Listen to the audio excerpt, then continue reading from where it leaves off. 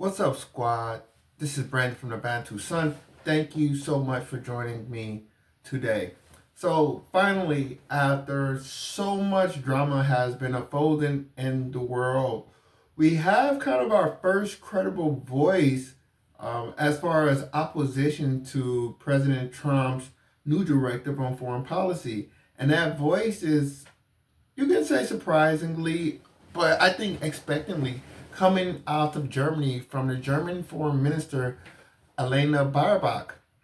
Very interesting person. I've really seen her a lot on the international stage, leading a lot of foreign conversations across the world, as opposed to the Chancellor Olaf Scholz. So I found it interesting that she was always seemed to be the foreign face of Germany. Um, I started getting really into foreign policies when Angela Merkel was the Chancellor of Germany. And at this time, it's great to compare and contrast because it was at this time around the mid 2000s where Germany, I'll say EU, were really hitting the stride. There was a lot more parity between the US and EU. This was also around the time you go into the global financial crisis. After the global financial crisis, it seems as though America really hunkered down, got lean, and just turned the gas up. Um, and based on its resource base and efficient trade of being a country on such a severe scale, it was able to charge forward. Whereas Europe kind of was filling themselves, and I think they drank a little bit too much of their own Kool Aid. And Europe seemed to have stagnated for various reasons. And this didn't matter because America and Europe were kind of holding hands. Of course, Europe suffered. I've said, I've seen charts where some of America's poor states were outpacing, surprisingly, quite a few European countries in economic performance, just to show the disparity between the two continents or the two regions of the world. And Europe seemed to have really no. It seems as though Europe lost its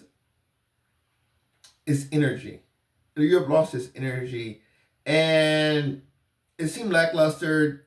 The green energy, ironically, Baerbock is from the Green Party, but you know, the green energy denying coal. I think they understand them. They want to be a shift in their energy, but this part of the world it's just very ironic. You know, these countries, they're not really the most, as far as natural resources, the most well endowed outside of heavy metals industry in that regard. So a lot of things like the sun, volcanoes, the sun, solar energy or volcano, um, thermal energy.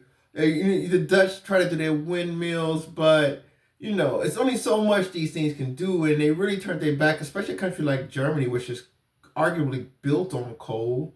Um, they they really made some decisions that kind of self sabotage themselves. Nevertheless, Europe lost some of its vigor, some of its energy, and then we have this Ukraine situation. And both sides, America and Europe, were thoroughly behind Ukraine, but now President Trump has changed that direction and he's embracing Russia. Ironically, that Germany Foreign Minister Baerbock said enough's enough and the US need to be pressured and shown that there is going to be negative consequences for lack of support for liberal democracies. And at first, I had a slight chuckle. And a spat with the U.S. is Germany, that is defending liberal democracies. But nevertheless, times have changed and there's a different era. I found this surprising because Germany rarely comes out, and that's why I said I knew this lady was going to be different. Germany rarely comes out forcefully in foreign policy because of their tainted history, and they don't, from my understanding, they don't want to be seen as hyper aggressive. And what this is a very strong stance, I think, because Germany, as Trump said, doesn't have a lot of cards. I always tell people, I think the peace from World War II, what allowed the peace? So, what led up to World War II, in the prior war, etc., is that the world operated on spheres of influence. And that's why they had empires. Empires were just a way of a master country establishing a markets. They wanted to establish larger markets. They wanted access. That's why they get in. They get a colony, and all the trade was within the empire. So the competition was to acquire more customers and land and resources to make your market bigger. And these were competing markets. They weren't so much into trading with each other as they were into trading within their market. And why would they? A lot of these countries were duplicitous to each other because they were European, they occupied the same region, they had a lot of the same resources, same problems. They were competitors in this regard. So their empires allowed them to be in far off arenas where they can have goods that they didn't have at home, which allowed them to trade more products, which made them more wealthier. I always say Europeans got rich off of selling tropical products to Europeans.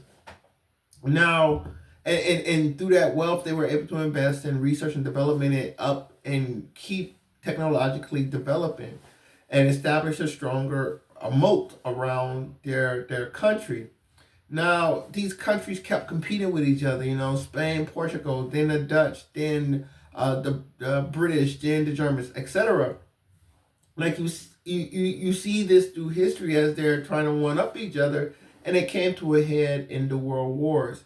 And I think what happened after World War II is America had had enough. America had won World War II decisively with the Lend-Lease to Russia, with the landing on the beaches of Normandy and leading the charge through Western Germany, with the bombs, the nuclear bombs on Japan. For all America really was able to show its strength, which and how far it surpassed its peer nations at the end of World War II. And conversely, because America was so dominant and because it still had access to spare, it had the large population, it had the large landmass, it had great natural resources. After the war, America, being a giant in a room, set countries such as it told its allies, shut up, like chill, and it talked to its competitors. It's in the most very astute way. This is very intelligent what they did. They said, Germany and Japan, we understand your pain. You guys are, and Hitler talked about this a lot. He talked about competing against empires. The United States said, Germany and Japan, we're going to open our markets with you. It's no reason, it's no coincidence that you will go anywhere in this world and you'll see a German and Japanese car. And that's because America say, look, guys, you calm down. We'll establish a more peaceful or liberal democracy, right? We'll open our markets. And by that nature, because we're a global power, we'll open up the world to your products. And Japan and Germany, to offset their smaller size, their smaller demographics, and their smaller resource base, invested heavily in industrial production for larger countries, larger populations across the world. And they have been export-oriented economies since then. They gave up playing offense, so to speak, and they they stopped trying to be the hero and they accepted the role of a sidekick, a support role. They say, we don't want to be the one out there trying to change the world, but we want to be a partner in the world, and we want to supply goods and industry to the world. And this has how worked for the most part. Germany and Japan are still great manufacturing powers. So the situation though now we have is that their economies are heavily reliant on relationships with the United States. This was a trade-off. This is what America got in return. They got markets. America has peace and control. So for Germany to come out and says, they're the one, not Macron, but Germany is saying, not Macron of France or Meloni of Italy. This is Baerbock of Germany is saying America needs to get on board. And that is a direct challenge. And I think it's interesting. I believe that the world is a trilateral place, a tripolar place. The three great poles, of course, will be America, India, and China. Even if it haven't all reached to that level, this is obviously where the strength of the world right now sits. India being the less developed of those powers. Now, the great thing about geopolitics is you can see the natural alliances. Some countries are so perfectly complementary to each other. America and United States and Russia, not complementary to each other. These two countries are competitors. But that's why I say that the West wants to bring Russia in a fold. The problem is they want to control the West. Biden did it in an aggressive way and with vinegar, and Trump's trying to do it with honey. The point of the matter is they need Russia on their side to deal with India and China. I think that is the ultimate goal of the West. The problem is Russia doesn't want to be America's stooge. So you have a situation where a lot of countries are competitors and some countries are complementary. Great example of a complementary relationship. These countries could be allies for 1,000 years and never have a problem. Russia, Vietnam, great example. Great example. Another complementary relationship, Germany, Turkey, or Germany and China. When you take into account resources, markets, geography, you find these complementary relationships. And you also find relationships where you can see there will be much antagonism. So I said it to say this. If you continue to go up this road, Europe is going to, and Germany has always been the heart of true Europe to me. I want to say that. Germany is the core, is the center of true Europe. The Germanic people have been the center of true Europe. And down this path, Germany, if they continue this, it might draw an antagonistic relationship with this regime, and who knows where that might take it. Because the immediate recourse will say, okay, well, Germany's dependent on American markets and access. No, not necessarily. This is how things are, but not the only way it could be. Germany could just as easily build up great relationships with China. China can replace America as far as Germany is concerned. Germany has benefited a lot from support from the West, but that's because Germany has been built around the West since World War II. Between West Germany and East Germany, the West was based on a Western structure. And it's, some of these countries, I think Trump is really going to force a hard line, because I think countries like Turkey, Germany, I think they're going to really have a conversation on, are they liking the way that the new administration is taking the world.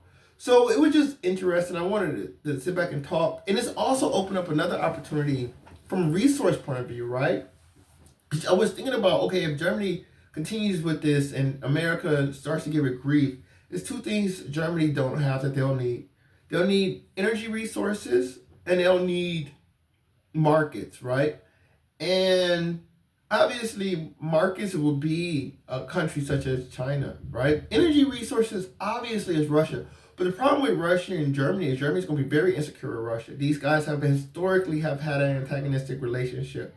They're not as complementary as a Vietnam and a Russia. They're too close together, too closely aligned, and Germany will always feel threatened by Russia and vice versa. But Russia do represent it. Russia's whole modern day mentality is based on destroying Germany in World War II. It is based on resistance to German invasion in World War II. They just said Trump's about to go to, I think May 9th is the victory day, they recognize it. Like, they're basically going to come together over hugs and warm feelings around the conquest of Germany, who is supposed to be a NATO ally of America. So if if you're looking at Germany critically, you say, okay, Germany, where you got your markets, you can always get markets out there. It's a lot of populous country out there. And then you need your energy resources. And that's why I say this really opens up an opportunity for Africa as well, because your complementary continent is going to be Africa. So it's going to be really interesting to see if Germany really do take a leadership role and they start to build ties in Africa, if they start to double down on ties in Asia, as a hedge against U.S. repercussions. Um, and this is really going to be, I think, a canary in the coal mine of things to come. This German U.S. relationship. So I love to hear your thoughts. Comment below if you think I hit it on the head, or you have some insight or challenges. We'd love to hear them. Like, share, subscribe if you enjoy the content. Until next time, take care. Bantu up.